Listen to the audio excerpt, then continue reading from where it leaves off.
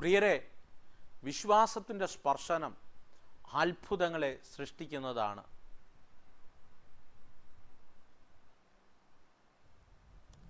എല്ലാവർക്കും നല്ലൊരു പ്രഭാതവന്ദനം ഞാൻ ആശംസിക്കുകയാണ്. ജേർണി വിത്ത് ഹോളി സ്പിരിറ്റ് എന്ന ദൈവിക സന്ദേശവുമാണ് ഈ പകൽക്കാലം നിങ്ങളുടെ അടുക്കൽ കടന്നു വരുവാൻ ദൈവത്തിനാൽ ഒരുക്കുന്ന വലിയ കൃപകൾക്കായി ഞാൻ എൻ്റെ ദൈവത്തെ സ്തുതിക്കുന്നു, സ്തോത്രം ചെയ്യുന്നു. ഈ പ്രഭാതത്തിലും ദൈവത്തിൻ്റെ സാന്നിധ്യം നമുക്ക് അനുഭവിപ്പാൻ സ്വർഗത്തിലെ ദൈവം ഇടനൽകട്ടെ. ഈ തുടർമാനമുള്ള സന്ദേശങ്ങൾ നിങ്ങൾക്ക് അനുഗ്രഹമാകുന്നു എന്ന് നിങ്ങളുടെ പ്രയർ റിക്വസ്റ്റുകളും അതിൻ്റെ മറുപടികളൊക്കെ ഞങ്ങൾ വിളിച്ചറിയിക്കുന്നതിലൂടെ ഞങ്ങൾക്ക് മനസ്സിലാകുന്നുണ്ട്. ഈ പ്രഭാതത്തിലും ദൈവം നമ്മോട് സംസാരിക്കും. വളരെ പ്രാർത്ഥനാപൂർവം നമുക്ക് ദൈവവചനത്തിലേക്ക് അടുത്തു വരാമോ? പ്രിയരെ, ലൂക്കോസിൻ്റെ സുവിശേഷം 8-ാം അധ്യായം അതിൻ്റെ 46-ാമത്തെ വാക്യം ദൈവാത്മാവിൻ്റെ ഹൃദയത്തിൽ തന്നൊരു ചെറിയ ചിന്ത, അതിൽ നിന്ന് ഞാൻ നിങ്ങളോട് കൈമാറാൻ ആഗ്രഹിക്കുകയാണ്. ലൂക്കോസ് 8:46 ആ വചനം ഇങ്ങനെ പറയുന്നു: യേശുവോ ഒരാൾ എന്നെ തൊട്ടു, എങ്കിൽ നിന്ന് ശക്തി പുറപ്പെട്ടു എന്ന് ഞാൻ അറിഞ്ഞു എന്ന് പറഞ്ഞു. നമുക്ക് ഏവർക്കും അറിയാവുന്ന പരിചയമുള്ള ഒത്തിരി തവണ നമ്മുടെ പ്രാർത്ഥനകൾക്കകത്ത് പോലും നാം ഉപയോഗിക്കുന്ന പദങ്ങൾ നിറഞ്ഞ ഒരു വാക്യമാണ് നാം വായിച്ച വചനം. ഈ പ്രഭാതത്തിൽ ദൈവാത്മാവ് എന്നോട് കൈമാറിയൊരു ചിന്തയാണ് ഞാൻ നിങ്ങളോട് കൈമാറാൻ ആഗ്രഹിക്കുന്നത്. വളരെ പ്രാർത്ഥനാപൂർവം അതിനകത്ത് നിന്ന ചില ദൈവിക ദൂതുകൾ നിങ്ങളോട് കൈമാറുകയാണ്. അതുകൊണ്ട് വളരെ പ്രാർത്ഥനാപൂർവം നമുക്ക് ആ ദൂതുകളെ സ്വീകരിക്കാം. പ്രിയൊരു വചനം പറയുന്നു: യേശുവോ ഒരാൾ എന്നെ തൊട്ടു, എന്നിൽ നിന്നും ശക്തി പുറപ്പെട്ടു എന്ന് പറയുകയാണ്. ആ സന്ദർഭം നമുക്കറിയാം. ഭൂതഗ്രസ്തനെ സൗഖ്യമാക്കിയിട്ട് യേശു തിരിച്ച് യാത്ര ചെയ്യുന്ന സന്ദർഭത്തിൽ പുരുഷാരം അവനെ തിക്കി തിരക്കി വരികയാണ്. ഈ 12 വർഷം രക്തസ്രാവം പിടിച്ച സ്ത്രീയുടെ സൗഖ്യം നടക്കുന്നതിന് തൊട്ട് മുമ്പ് പള്ളിപ്രമാണിയായ യായിറോസ് തൻ്റെ അടുക്കൽ വന്ന് യായിറോസിൻ്റെ മകളുടെ സൗഖ്യത്തിന് വേണ്ടി യാചിക്കുന്ന, യേശുവിനെ ക്ഷണിക്കുന്ന, തൻ്റെ ഭവനത്തിലേക്ക് ക്ഷണിക്കുന്ന സന്ദർഭമൊക്കെ സംഭവിക്കുകയാണ്. ആ സന്ദർഭമൊക്കെ സംഭവിച്ചിങ്ങനെ പോകുന്ന യാത്ര ചെയ്യുന്ന സമയത്താണ് 12 വർഷമായി രക്തസ്രാവം പിടിച്ച സ്ത്രീ യേശുവിൻ്റെ തൊങ്ങലിൽ തൊടുന്നു. യേശുവിൽ നിന്ന് ശക്തി പുറപ്പെട്ട് അവൾ സൗഖ്യം പ്രാപിക്കുന്നു. അതിനകത്ത് ചിന്തനീയമായൊരു ഭാഗം എന്ന് പറയുന്നത് 12 വർഷം പല വൈദ്യരാൽ ചികിത്സിച്ചു എന്നൊരു പദം അതിനകത്തുണ്ട്. എന്ന് പറഞ്ഞാൽ 12 വർഷമായി പല വൈദ്യന്മാരും ചികിത്സിച്ച് പല നന്മകളും അവളിൽ നിന്ന് നഷ്ടപ്പെട്ട് എല്ലാം തകർന്നവളായി നിൽക്കുമ്പോൾ അവൾ യേശു ഈ വഴി യാത്ര പോകുന്ന വാർത്ത കേട്ടിട്ട് യേശുവിൻ്റെ അടുക്കൽ വരികയാണ്. ഞാനിങ്ങനെ പറയാം പ്രിയരെ, ആ സ്ത്രീയെ സംബന്ധിച്ചിടത്തോളം 12 വർഷമായി അവളുടെ ജീവിതത്തിനകത്ത് ഒത്തിരി നഷ്ടങ്ങൾ സംഭവിച്ചു കൊണ്ടിരിക്കുകയാണ്. ആ വചനം കഴിഞ്ഞ ദിവസങ്ങളിൽ ഞാൻ ധ്യാനിച്ചപ്പോൾ എൻ്റെ ഹൃദയത്തിനകത്ത് ഓടി വന്നൊരു ചിന്തയുണ്ട്. വചനത്തിൽ തന്നെ ഒരു പദമുണ്ട്. അവളുടെ രോഗത്തിൻ്റെ പേര് രക്തസ്രാവം പിടിക്കുക, അല്ലെങ്കിൽ രക്തസ്രാവം പിടിച്ച സ്ത്രീ എന്നാണ് അവിടെ പരിചയപ്പെടുന്നത്. എന്ന് പറഞ്ഞാൽ രക്തം ഇറ്റിറ്റ് അവളുടെ ശരീരത്തിനകത്തുനിന്ന് ചോർന്നു പോകുന്ന അവസ്ഥയാണ് അവളുടെ രോഗത്തിൻ്റെ പ്രത്യേകത എന്ന് പറയുന്നത്. വചനം പറയുന്നത് രക്തത്തിലല്ലോ ജീവൻ ഉള്ളത് എന്ന് പറഞ്ഞാൽ ജീവൻ നിലനിൽക്കുന്നത് രക്തത്തിലാണ്. അവളിൽ നിന്ന് നഷ്ടപ്പെടുന്നത് ആ രക്തമാണ്. 12 വർഷമായി അവളുടെ ജീവിതത്തിനകത്ത് നഷ്ടപ്പെട്ടുകൊണ്ടിരിക്കുന്നത് രക്തമാണ്. അർത്ഥം, അവളിൽ നിന്ന് നഷ്ടപ്പെടുന്നത് അവളുടെ ജീവനാണ്. ജീവൻ നഷ്ടപ്പെട്ടുകൊണ്ടിരിക്കുകയാണ്. അവൾ പോലും അറിയാതെ അവളുടെ ശരീരത്തിൽ നിന്ന് രക്തം നഷ്ടപ്പെടുമ്പോൾ അവൾ പോലും അറിയാതെ അവൾ മരിച്ചുകൊണ്ടിരിക്കുകയാണ്. സ്നേഹത്തോടെ ആത്മാവിൽ ഞാൻ നിങ്ങളെ നോക്കി ദൂത് കൈമാറാം. പ്രിയരെ, പല വൈദ്യരാലും ചികിത്സിച്ച് ഈ പ്രഭാതത്തിനകത്ത് ദൈവം പ്രത്യേക ഒരു നിയോഗം തരുന്നത് കൊണ്ടാണ് ഞാൻ ഈ വചനം എടുക്കുന്നത്. ചില രോഗികളെ ദൈവം ഹീൽ ചെയ്യാൻ, സൗഖ്യമാക്കാൻ ദൈവം ആഗ്രഹിക്കുകയാണ്. ഒത്തിരി വൈദ്യന്മാരാൽ ചികിത്സിച്ചിട്ട് എവിടെയൊക്കെ നീ പോലും അറിയാതെ നീ മരിച്ചു കൊണ്ടിരിക്കുകയാണ്, നീ പോലും അറിയാതെ തകർന്നു കൊണ്ടിരിക്കുകയാണ്. ഏതൊക്കെ സിറ്റുവേഷനകത്ത്, ഒരു പ്രതീക്ഷിക്കാത്ത ജീവിതത്തിനകത്ത് ചില പ്രതിസന്ധി വന്നു, നാം പോലും അറിയാതെ നാം തകർന്നു കൊണ്ടിരിക്കുകയാണ്, നാം പോലും അറിയാതെ നമ്മൾ നഷ്ടപ്പെട്ടു. അത് ശത്രുവിൻ്റെ ഏറ്റവും വലിയ പദ്ധതിയാണ്. നീ പോലും അറിയാതെ നീ ചവിട്ടി നിൽക്കുന്ന മണ്ണ് നഷ്ടപ്പെട്ടുകൊണ്ടിരിക്കുകയാണ്, നിന്റെ ഭവനം തകർന്നുകൊണ്ടിരിക്കുകയാണ്, നിന്റെ തലമുറ നശിച്ചു കൊണ്ടിരിക്കുകയാണ്, നിന്റെ തലമുറ പിന്മാറിക്കൊണ്ടിരിക്കുകയാണ്. നീ പോലും അറിയാതെ നീ ചവിട്ടി നിൽക്കുന്ന മണ്ണ് പോലും ഒലിഞ്ഞു പോയിക്കൊണ്ടിരിക്കുകയാണ്, ചോർന്നു പോയിക്കൊണ്ടിരിക്കുകയാണ്.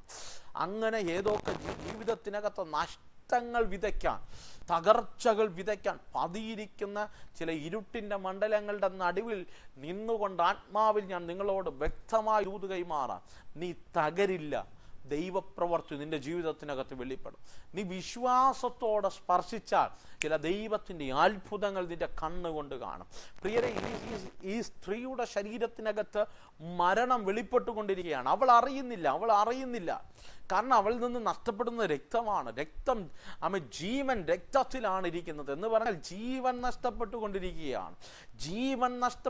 കഴിഞ്ഞ 12 വർഷമായി ജീവൻ അവളിൽ നിന്ന് ചോർന്നുകൊണ്ടിരിക്കുകയാണ്. ഞാൻ സ്നേഹത്തോടെ ചോദിക്കട്ടെ, നീ പോലും അറിയാതെ നിന്റെ ജീവിതത്തിനകത്തുനിന്ന് ശത്രു ചോർത്തിക്കളയുന്ന ചില മണ്ഡലങ്ങളോട്, പക്ഷേ ആരൊക്കെ എന്നെ നോക്കി പലപ്പോഴും പറയാറുണ്ട്, പക്ഷേ എൻ്റെ സമാധാനം നഷ്ടപ്പെട്ടു, എൻ്റെ സമാധാനത്തെ ശത്രു ചോർത്തുക, എൻ്റെ തലമുറകളെ ശത്രു ചോർത്തുക. എന്തിനേറെ കൃപാവരങ്ങളെ ചോർത്തുന്നു, ദൈവിക സാന്നിധ്യത്തെ ചോർത്തുന്നു, ദൈവം തന്ന നിയോഗങ്ങളെ ചോർത്തുന്നു, പ്രാർത്ഥനാ ജീവിതത്തെ ചോർത്തുന്നു. ആമേ നിയോഗങ്ങളെ പലപ്പോഴും ചോർത്തിക്കളഞ്ഞു. എന്തിനേറെ ശുശ്രൂഷകളെപ്പോലും ചോർത്തിക്കളഞ്ഞ ഇരുട്ടിൻ്റെ ചില മണ്ഡലങ്ങൾ ഞാൻ ആത്മാവിൽ നിങ്ങളെ നോക്കി ദൂത് കൈമാറാം. നിങ്ങൾ പോലും അറിയാതെ നിങ്ങളുടെ ജീവിതത്തിനകത്തുനിന്ന് എന്തെങ്കിലും ചോർന്നു പോകുന്നുണ്ടെങ്കിൽ അതിൻ്റെ പിന്നിൽ വ്യാപരിക്കുന്ന ചില സ്പിരിറ്റുകളുടെ മേൽ ആത്മാവിൽ യുദ്ധം പ്രഖ്യാപിക്കണം. ആത്മാവിൽ അതിനെ ജയിച്ചാൽ മാത്രമേ ആ വിജയത്തിനകത്തുനിന്ന് ചിലതിനെ തിരിച്ചു പിടിക്കാൻ പറ്റത്തുള്ളൂ. വിശ്വസിക്കണം. 12 വർഷമായി അവളുടെ ശരീരത്തിനകത്തുനിന്ന് രക്തം ചോരുക എന്ന് പറഞ്ഞാൽ ജീവൻ ചോർന്നുകൊണ്ടിരിക്കുക എന്ന് പറഞ്ഞാൽ അവൾ മരണപ്പെട്ടുകൊണ്ടിരിക്കുകയാണ്. അവൾ ജീവൻ നഷ്ടപ്പെട്ടുകൊണ്ടിരിക്കുകയാണ്. അവൾ അത് തിരിച്ചറിഞ്ഞു. ഞാൻ ആത്മാവിൽ പറയാം, തിരിച്ചറിവാണ് ഏറ്റവും വലിയത്. തിരിച്ചറിവാണ് ഏറ്റവും നമ്മുടെ ജീവിതത്തിനകത്ത് ഉണ്ടാകേണ്ടത്. എന്തെങ്കിലും സമാധാനം നഷ്ടപ്പെടുമ്പോൾ, ഇപ്പോൾ കാര്യങ്ങളൊക്കെ നടക്കുന്നുണ്ട്, പക്ഷേ എവിടെയൊക്കെ സ്റ്റക്കാവുന്നുണ്ട്, തലമുറകൾ പിന്മാറുന്നുണ്ട്, നമ്മുടെ ജീവിതത്തിനകത്ത് വലിയൊരു തിരിച്ചറിവ് വേണം. ഏതോ ശത്രുവിൻ്റെ പ്ലാനുകൾ അവൻ ആക്ടിവേറ്റ് ആക്കുക എന്നത് തിരിച്ചറിവ് നമ്മുടെ ജീവിതത്തിനകത്ത് വരണം. വചനം പറയുന്നു, യേശു ആ വഴി പോകുന്നു എന്ന് വാർത്ത കേട്ടപ്പോൾ അവൾ ഒരു കാര്യം തിരിച്ചറിഞ്ഞു. എന്നിൽ നിന്ന് നഷ്ടപ്പെടുന്നത് ജീവനാണ് നഷ്ടപ്പെടുന്നത്, പക്ഷെ ജീവന്റെ ഉറവിടമാണ് വഴിയിൽ പോകുന്നത്. ജീവന്റെ ഉറവിടമാണ് സഞ്ചരിച്ചു പോകുന്നത്. ഇന്ന് പകൽക്കാലം ദൈവത്തിന്റെ വലിപ്പം നാം തിരിച്ചറിഞ്ഞ നമ്മുടെ വിഷയം ഒന്നുമല്ലെന്ന് നാം ചിന്തിക്കും. പ്രിയരെ, ദൈവവചനം അങ്ങനെ പറയുന്നു. ആ സ്ത്രീ അങ്ങനെ പറയുകയാണ്. ആ വചനത്തിന്റെ ആഴം പഠിച്ചു കഴിഞ്ഞാൽ അറിയാൻ കഴിയും. അവൾ നഷ്ടപ്പെടുന്നത് മരണം, അവൾ നഷ്ടപ്പെടുന്നത് ജീവനാണ്. ജീവന്റെ ഉറവിടമാണ് കർത്താവ്. ആ ജീവന്റെ ഉറവിടമായ കർത്താവ് സഞ്ചരിച്ചു പോകുമ്പോൾ അവൾ ഹൃദയം കൊണ്ട് പറയുകയാണ്, ഞാൻ അവന്റെ ജീവനിൽ തൊട്ടാൽ എന്നിൽ ജീവൻ വ്യാപരിക്കും. ഇന്ന് പകൽ ഞാൻ നിങ്ങളെ നോക്കി പറയാം, പ്രിയരെ, അങ്ങനെ ഒരു തീരുമാനം നമ്മുടെ ഹൃദയത്തിൽ വേണം. നീ തകരില്ല. എൻ്റെ കർത്താവ് എൻ്റെ കൂടെ ഉള്ളിടത്തോളം കാലം നീ തകർന്നു പോകത്തില്ല. അങ്ങനെ എല്ലാവർക്കും പറയാൻ കഴിയണമെന്നില്ല. അത്രയ്ക്കും ആഴമായ വിശ്വാസമുള്ളവർക്ക് മാത്രമേ അത് പറയാൻ കഴിയത്തുള്ളൂ. ആഴമായ ദൈവിക പ്രത്യാശയുള്ളവർക്ക് മാത്രമേ അത് പറയാൻ കഴിയത്തുള്ളൂ. നാം പോലും അറിയാതെ നമ്മളെ തകർത്തു കളയാൻ എത്തിരിക്കുന്ന ശത്രുവിൻ്റെ പദ്ധതികളെ പൊളിക്കാൻ നമ്മൾ ആക്റ്റീവ് ആകേണ്ട വിശ്വാസമാണ്. ആ സഹോദരിക്ക് അത് മനസ്സിലായി. പുരുഷാരം തിങ്ങി ഞെരുങ്ങി പോകുമ്പോൾ വചനം പറയുന്നു, അവൾ യേശുവിന്റെ തൊങ്ങലിൽ തൊട്ടു. അർത്ഥം, 2 തരത്തിലുള്ള സ്പർശനം അവിടെ നടന്നതോടെ 2 തരത്തിലുള്ള സ്പർശനം സംഭവിച്ചിട്ടുണ്ട്. ഒന്ന് ശരീരത്തിന്റെ സ്പർശനം. അർത്ഥം, പത്രോസ് ഉൾപ്പെടെയുള്ള ആയിരക്കണക്കിന് പേർ, 12 ശിഷ്യന്മാർ, ആയിരക്കണക്കിന് പുരുഷാരം അവനെ തിങ്ങി നിൽക്കുന്നു. അവരെല്ലാം തൊട്ടത് ശരീരം കൊണ്ടാണ്. അവർ യേശുവിനെ സ്പർശിച്ചത് ശരീരം കൊണ്ടാണ്. ശരീരത്തിലെ ഏതൊക്കെ അവയവങ്ങൾ കൊണ്ട്, കൈ കൊണ്ട്. പക്ഷേ ആ 12 വർഷം രക്തസ്രാവം പിടിച്ച സ്ത്രീ, അവൾ തൊട്ടത് ശരീരം കൊണ്ടല്ല, അവൾ കൈ കൊണ്ടാണ് തൊട്ടത്. എങ്കിലും യേശുവിൽ നിന്ന് ശക്തി പുറപ്പെട്ടത് അവളുടെ കൈയുടെ സ്പർശനം കൊണ്ടല്ല. അവളുടെ സ്പർശനത്തിൽ വ്യത്യസ്തമായൊരു തലമുണ്ട്. അവൾ സ്പർശിച്ചത് ശരീരം കൊണ്ടല്ല. 2, അവൾ സ്പർശിച്ചത് വിശ്വാസം കൊണ്ടാണ്. വിശ്വാസത്തിന് സ്പർശനത്തിന്റെ പ്രത്യേകത, ആ സ്പർശനം ഹൃദയത്തിൽ നിന്നുള്ളതാണ്. ആ സ്പർശനം കണ്ണുനീരിൽ നിന്നുള്ളതാണ്. ആ സ്പർശനം ദൈവിക പ്രത്യാശയിൽ നിന്നുള്ളതാണ്. ദൈവത്തെ അങ്ങനെ ഒന്ന് തൊടാൻ കഴിയുമോ? ദൈവത്തെ അങ്ങനെ ഒന്ന് തൊടാൻ കഴിയുമോ? നിന്നെ തകർക്കുമെന്ന് വാദിച്ചു നിൽക്കുന്ന എത്ര വലിയ മാരക രോഗമാണെങ്കിലും അതിൻ്റെ നടുവിൽ നീ ദൈവിക സൗഖ്യം കാണും. എന്നെ ഈ സന്ദേശം കേൾക്കുന്ന ആരെങ്കിലും ഉണ്ടെങ്കിൽ, നിങ്ങളുടെ കൂടാരത്തിനകത്തോ നിന്റെ ബന്ധുമിത്രാദികൾ നിന്റെ സ്നേഹിതർക്കകത്തോ രോഗത്തിന്റെ അടിമത്വത്തിനകത്ത് കിടക്കുന്ന ആരെങ്കിലും ഉണ്ടെങ്കിൽ ഈ സന്ദേശം നീ അവർക്ക് അയച്ചു കൊടുക്കണം. അവരോട് പറയണം, വിശ്വാസത്തോടെ കർത്താവിനെ ഒന്ന് സ്പർശിക്കുക. ഹൃദയം തുറന്ന് ദൈവത്തെ ഒന്ന് സ്പർശിക്കുക. കണ്ണുനീരോടൊന്ന് സ്പർശിക്കുക. പ്രിയരെ, ദിനവും മരിച്ചുകൊണ്ടിരിക്കുന്ന ഒരു സ്ത്രീ, അവൾ വിശ്വാസം കൊണ്ട് ദൈവത്തെ സ്പർശിക്കുകയാണ്. വചനം പറയുന്നു, ആരോ എന്നെ തൊട്ടു. അടുത്ത പദം, എന്നിൽ നിന്ന് ശക്തി പുറപ്പെട്ടു. ഞാൻ ആത്മാവിൽ പറയാം, ദൈവത്തെ നീ തൊട്ടാൽ, വിശ്വാസം കൊണ്ട് നീ സ്പർശിച്ചാൽ ദൈവത്തിൽ നിന്ന് ശക്തി പുറപ്പെട്ടിരിക്കും. ശക്തി എന്ന് പറയുന്ന പദത്തിന് ഇംഗ്ലീഷിൽ പവർ എന്ന് കൊടുത്തിരിക്കൊണ്ട്, പക്ഷെ അതിൻ്റെ മൂലഭാഷ പറയുന്ന ഡുനാമിസ് എന്ന് പറയുന്ന പദമാണ്. അപ്പോസ്തല പ്രവൃത്തി 1:18 തോന്നും. പരിശുദ്ധാത്മാവ് നിങ്ങളുടെ മേൽ വരുമ്പോൾ ശക്തി ലഭിച്ചിട്ട്, അതേ പദമാണ് അവിടെ ഉപയോഗിച്ചിരിക്കുന്നത്. ഡുനാമിസ് എന്ന് പറയുന്ന പദമാണ്. ശക്തി അർത്ഥം, ഡുനാമിസ് എന്ന വാക്കിന് ആ മൂലഭാഷയുടെ അർത്ഥം അത്ഭുതങ്ങളെ സൃഷ്ടിക്കുന്ന ദൈവത്തിന്റെ ശക്തി. കേവലം ശക്തി പുറപ്പെട്ടെന്നല്ല പറഞ്ഞത്, അത്ഭുതങ്ങളെ സൃഷ്ടിക്കത്തക്ക നിലവാരത്തിലുള്ള ശക്തി ദൈവത്തിൽ നിന്ന് പുറപ്പെട്ടെന്ന്. ഈ പകൽക്കാലം ഈ സന്ദേശം കേൾക്കുമ്പോൾ നീ വിശ്വാസത്തോടെ സ്പർശിച്ചാൽ അത്ഭുതങ്ങളെ സൃഷ്ടിക്കത്തക്ക നിലവാരത്തിലുള്ള ദൈവത്തിന്റെ ശക്തി ദൈവത്തിൽ നിന്ന് പുറപ്പെടും. ഏത് ആശുപത്രി വരാന്തരയ്ക്കകത്തിൽ സന്ദേശം കേട്ടാലും, ഏത് ലോക രാജ്യങ്ങളിൽ ഇരുന്ന് സന്ദേശം കേട്ടാലും, നിന്റെ ചരിത്രത്തെ തിരിക്കാൻ കഴിയുന്ന ദൈവത്തിന്റെ സ്പർശനം, നീ ദൈവത്തെ ഒന്ന് സ്പർശിച്ചാൽ നിന്റെ ചരിത്രത്തെ തിരിക്കത്തക്ക നിലവാരത്തിൽ ഒരു ദൈവത്തിന്റെ വലിയ എൻകൗണ്ടർ വെളിപ്പെടും. വിശ്വസിക്കുക. ഞാൻ എപ്പോഴും പറയാറുണ്ട്, എൻ്റെ കർത്താവ് ശക്തി പ്രാപിച്ചവനല്ല. ഈ ലോകത്തിലെ പല ദേവി ദേവന്മാരും അല്ലെങ്കിൽ പല മതത്തിലുള്ളവരും പല ആരാധനകൾ പല ആചാരങ്ങൾ അനുഷ്ഠാനങ്ങൾ നിർവഹിക്കുന്നവർ പറയുന്നുണ്ട്, ഞങ്ങൾക്ക് ഒരു ശക്തി പുതുക്കി. എൻ്റെ കർത്താവിന് ശക്തി പുതുക്കേണ്ട കാര്യമില്ല പ്രിയരെ. എൻ്റെ കർത്താവ് തന്നെയാണ് ശക്തിയുടെ ഉറവിടം. പവർ ഹൗസ് ഓഫ്, അവനൊരു പവർ ഹൗസാണ്. എന്തിൻ്റെ? ശക്തിയുടെ പവർ ഹൗസാണ്.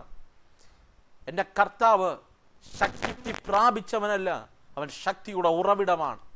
അതുകൊണ്ട് ഈ പകൽക്കാലം എത്ര വലിയ രോഗമായിക്കൊള്ളട്ടെ, എത്ര വലിയ ഞെരുക്കമായിട്ട്, എത്ര വലിയ തകർച്ചയായിക്കൊള്ളട്ടെ, എത്ര വലിയ അടഞ്ഞ വാതികൾ നിന്റെ മുമ്പിൽ നിന്നാലും വിശ്വാസത്തോടെ ഒന്ന് സ്പർശിക്കുക. ഈ പകൽ അത് അത്ഭുതങ്ങളെ കൊണ്ടുവരും.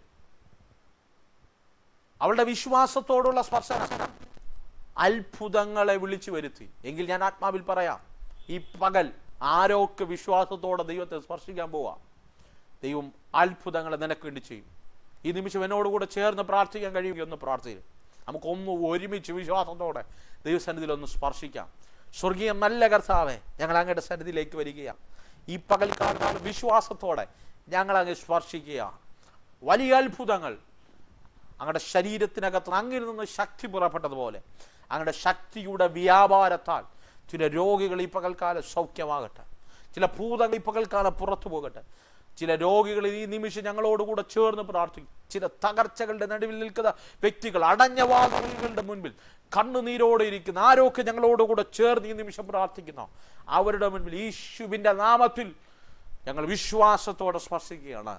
ശക്തി പുറപ്പെടട്ടെ, അത്ഭുതങ്ങൾ സംഭവിക്കും, ദൈവിക നിയോഗങ്ങൾ ചലിക്കട്ടെ, ഞാൻ അങ്ങനെ ആത്മാവിൽ കൽപ്പിക്കുകയാണ്. ദൈവമഹത്വം വെളിപ്പെടും. ബ്ലസ് ചെയ്യുന്നു യേശുവിൻ നാമത്തിൽ തന്നെ. ആമേൻ. വിശ്വസിക്കുക, വലിയ രോഗസൗഖ്യം, വലിയ ദൈവത്തിൻ്റെ ഫേവർ, വലിയ ദൈവത്തിൻ്റെ നീതി വെളിപ്പെടും. ഈ നിമിഷം വിശ്വാസത്തോടെ ഈ ദൂത് ഏറ്റെടുക്കുക. നല്ലൊരു പ്രഭാതം ഞാൻ നിങ്ങൾക്ക് വീണ്ടും ആശംസിക്കുകയാണ്. നിങ്ങൾക്ക് പ്രാർത്ഥന ആവശ്യമുണ്ടെങ്കിൽ സ്ക്രീനിൽ കാണുന്ന നമ്പറിൽ ഞങ്ങളെ കോൺടാക്റ്റ് ചെയ്യും. തുടർമാനമായ സന്ദേശങ്ങൾ ആവശ്യമുണ്ടെങ്കിൽ ഈ ചാനൽ സബ്സ്ക്രൈബ് ചെയ്യുക. ഈ സന്ദേശം നിങ്ങൾക്ക് അനുഗ്രഹമായി മറ്റുള്ളവർക്ക് ഷെയർ ചെയ്ത് കൊടുക്കുക. Let's start with journey with holy. പരിശുദ്ധാത്മാവിൻ്റെ കൂടെ ഒരു യാത്ര തിരിക്കാം. God bless you. ആമേൻ.